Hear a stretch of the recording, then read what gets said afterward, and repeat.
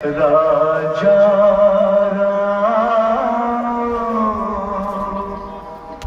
पतित पावन सीताराम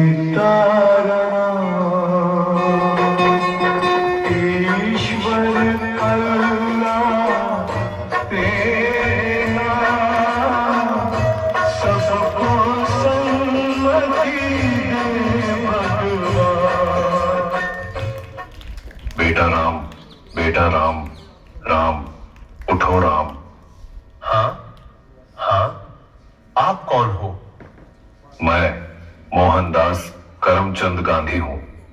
मोहनदास करमचंद गांधी अर्थात महात्मा गांधी? हाँ बेटा, लोग मुझे इसी नाम से ही पहचानते हैं। बेटा इधर आओ, तुम क्यों उदास लग रहे हो? बापू, बात यह है कि कल आजादी का पर्व है और मुझे कल स्कूल में उसके बारे में कुछ बोलना है, इसलिए। उसमें क्या बड़ी बात है, आजादी के बारे में कुछ बोल देना। लेकिन बापू, क्या सच में हम आजाद हुए हैं? तू ऐसा क्यों बोल रहा है? चलिए बापू, मैं आपको कुछ दिखाता हूं। देखिए बापू, उस घर में। मम्मी पापा, मुझ पर थोड़ा रहम करो प्लीज, मुझे आगे पढ़ने दीजिए। मैं आगे पढ़ना चाहती हूँ और डॉक्टर बनना चाहती हूँ। बस बेटा, आपने बहुत पढ़ लिया। हमारे समाज में लड़कियां इतना पढ़े यही बहुत बड़ी बात है। पढ़ना लिखना छोड़ो और अपनी शादी के बारे में सोचो। क्या मुझे पढ़ने लिखने की और मेरे सपने पूरे करने की भी आजादी नहीं मिलेगी? आइए बापू, उस घर में भी देखते हैं। मेहरबानी करके आप यह व्यसन छोड़ दो और घर में भी ध्यान दिया करो।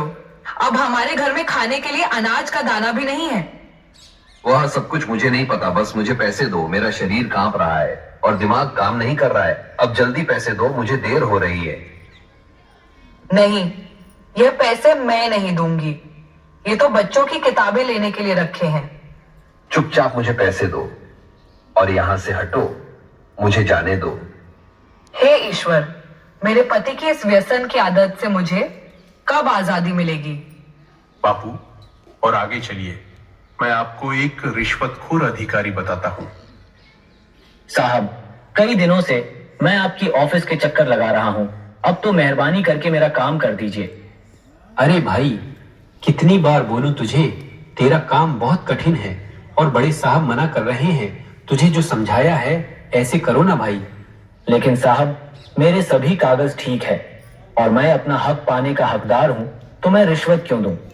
तब तो सत्यवादी हरिश्चंद्र बनकर तुम्हारी सब फाइलों को लेकर इधर उधर फिरते रहो, जाओ, तुम्हारा काम नहीं होगा। हे ईश्वर, हमारे जैसे ईमानदार लोगों को ऐसे रिश्वतखोर अधिकारियों से कब आजादी मिलेगी? चलो बापू आगे। अरे भैया, ठीक से तोल माप किया करो। गेहूं और चावल तो मिले, पर दूसरी चीज कहां पर है? अरे भैया, आपको जल्दी आना चाहिए ना। बाकी सामान तो सब खत्म हो गया है। आगे से ही कम सामान आया था, उसमें हम क्या कर सकते हैं? आपने तो कल ही सामान देना शुरू किया है, तो खत्म कैसे हो सकता है? अरे यहां से निकलो भैया, और लोग भी लाइन में राह देख रहे हैं।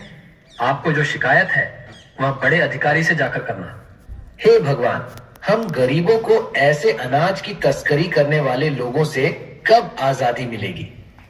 देखा ना बापू आपने, क्या आपको लग रहा है कि सच में हमारा देश आजाद हुआ है? आज के समय में भी लड़कियों को पढ़ने की आजादी नहीं है। आज के समय में बहुत सारे लोग व्यसन के अधीन होकर अपने घर की जिम्मेदारी को भूल रहे हैं। यहाँ पर सरकारी अधिकारी भी रिश्वत लेकर अपना काम करते हैं।